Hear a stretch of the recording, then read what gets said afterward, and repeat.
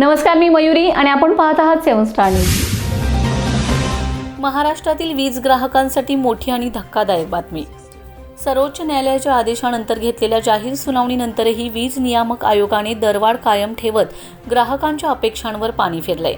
27 मार्च 2026 रोजी जाहीर झालेल्या आदेशानुसार किरकोळ तांत्रिक बदल वगळता जून 2025 मधील वाढीव वीज दर जवळपास जसाच्या तसा लागू करण्यात आला असल्याची माहिती महाराष्ट्र वीज ग्राहक संघटना मुंबईचे सदस्य किरण तारळेकर यांनी दिली. या संपूर्ण प्रकरणाची सुरुवात मार्च 2025ला झाली होती. तेव्हा वीज नियामक आयोगाने महावितरणच्या दरवाढ प्रस्तावावर निर्णय देताना नियमबाह्य वीज गळती नामंजूर करत ग्राहकांना मोठा दिलासा दिला होता. मात्र महावितरणने फेरविचार याचिका दाखल करताच केवळ 4 दिवसात आयोगाने आपलाच निर्णय स्थगित करून जून 2025 मध्ये नव्याने दरवाढ लागू केले. विशेष म्हणजे या फेरविचार प्रक्रियेत ग्राहकांना आपली बाजू मांडण्याची संधी देण्यात आली नव्हती. यामुळे राज्यभरातून संताप व्यक्त झालाय आणि अनेक ग्राहकांनी उच्च न्यायालयात धाव घेतले. मुंबई उच्च न्यायालयाने नोव्हेंबर 2025 मध्ये हा दरवाढीचा आदेश रद्द करत मूळ निर्णय लागू ठेवण्याचे आदेश दिलेत आणि त्यानंतर सर्वोच्च न्यायालयानेही उच्च न्यायालयाचा निर्णय कायम ठेवत पुन्हा सुनावणी घेण्याचे निर्देश दिलेत.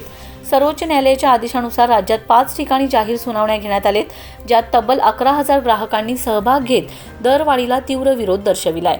दरम्यान अंतिम आदेश तयार होत असतानाच तत्कालीन अध्यक्ष संजीव कुमार यांनी अचानक राजीनामा दिलाय आणि त्यांच्या जागी वल्सा नायर सिंग यांची नियुक्ती करण्यात आली. या घडामोडींमुळे ग्राहकांमध्ये संभ्रमाचं वातावरण निर्माण झालं होतं.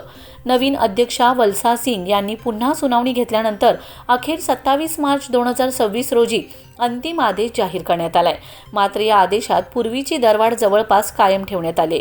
ग्राहक संघटनांनी या निर्णयावर तीव्र नाराजी व्यक्त करत ही सुनावणी म्हणजे केवळ औपचारिकता होती अशी टीका केली. अशी माहिती महाराष्ट्र वीज ग्राहक संघटना मुंबईचे सदस्य किरण तारळेकर यांनी दिले. तसेच राज्यातील उद्योग क्षेत्रावर महागड्या वीज दरांचा मोठा परिणाम होणार असल्याचीही चिंता व्यक्त करण्यात येत आहे असेही ते म्हणाले. रमेश जाधव, 7 स्टार न्यूज, विटा.